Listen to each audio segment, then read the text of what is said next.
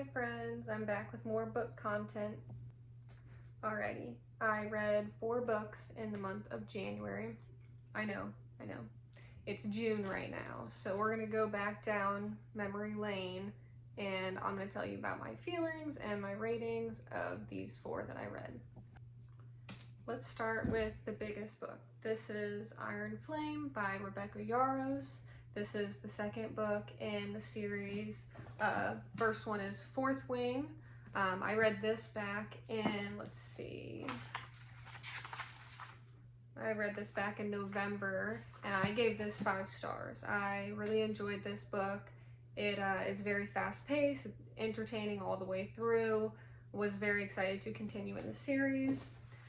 This one was even longer. It's about, let's see, like more than 600 pages long. It was a 28-hour audiobook and I did it in 10 days for no reason. I really should have slowed down with this read. There was a lot going on. It was jumping right from after the first book, jumped right into the story, and I kind of rushed through it. My library hold of this audiobook was running out, so I was trying to get through it quick. But it was really good. I gave it a 4 out of 5 stars. I really enjoyed it. It wasn't as good as the first one, as good as Fourth Wing. I think, this is my opinion, I think the author had to get this one out to the public a lot sooner than she was ready to put out this book. It felt a little bit more chaotic. There was some stuff in there about like an ex that is, coming back, and, our 2 main characters, a guy and a girl who are together, are now having to face not only like the war that they are trying to fight, but they are also battling with this ex, and I felt like that plot point wasn't necessary and kind of made this go from a 5-star to a 4-star. But I definitely will continue in the series. I think the 3rd one is coming out either late this year or early, hopefully 2025. We'll see, but we'll definitely continue in this series. The next book that I read in January was The Lake by Natasha Preston. Unfortunately, this was a bad book. This was so bad.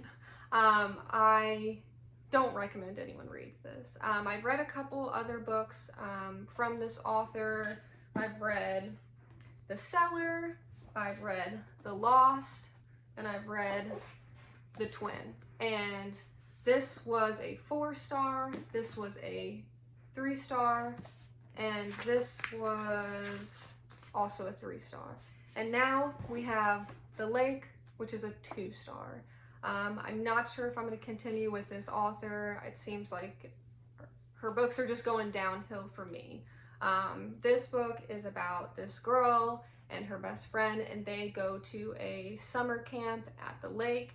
They went to the summer camp as kids, and now they are going back as adults to be the counselors of this camp. Well, at the beginning of the book, something happened. Some event that was bad happened at this camp when they were kids, and it seems like it was their fault.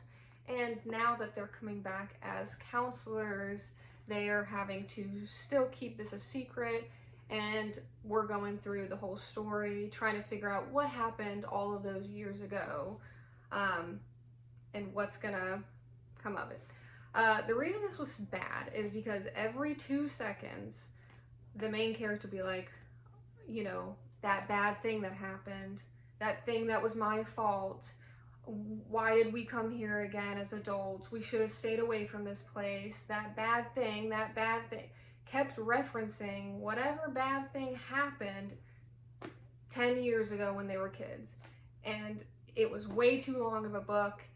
Finally, we get to the end, figure out what happened so long ago, and then the way that this book ended made me want to throw this book across the room. It was not a good book. Don't read this book. The next book I read is Zeros by Scott Westerfeld.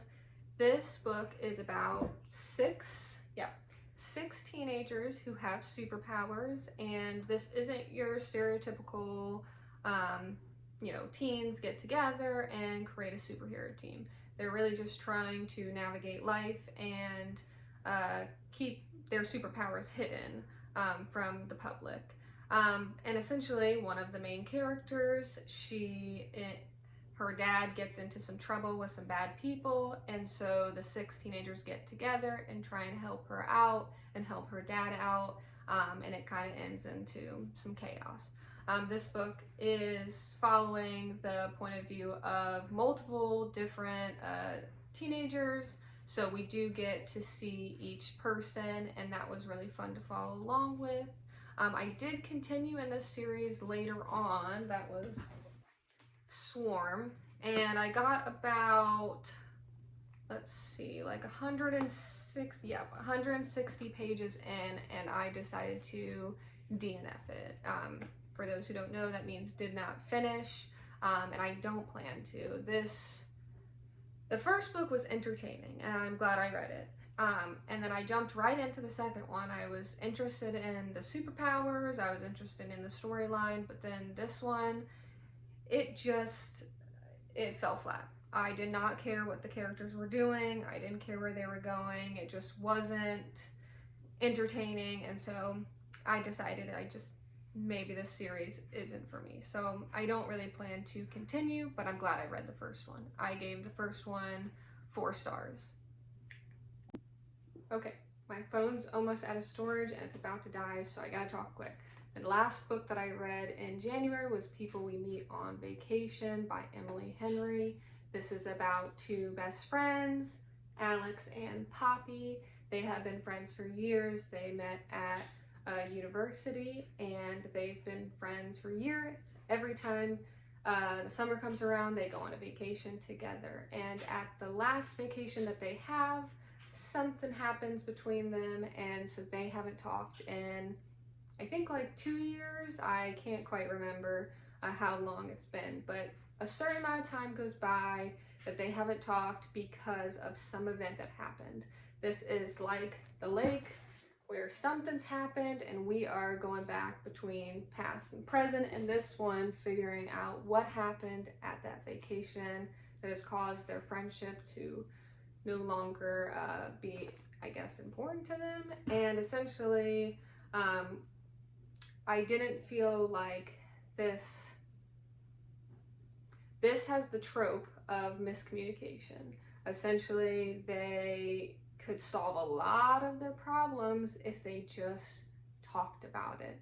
And so even though this was entertaining and I had a good time reading it, towards the end I was like, alrighty, we could have, you guys could have made up, and it's a love story. They could have gotten together a lot sooner if they just spoke to each other about their feelings. And so I gave this, let's see, a 3 out of 5 stars. So again, still a good read. I recommend this to people. A lot of people do love this and don't say anything about,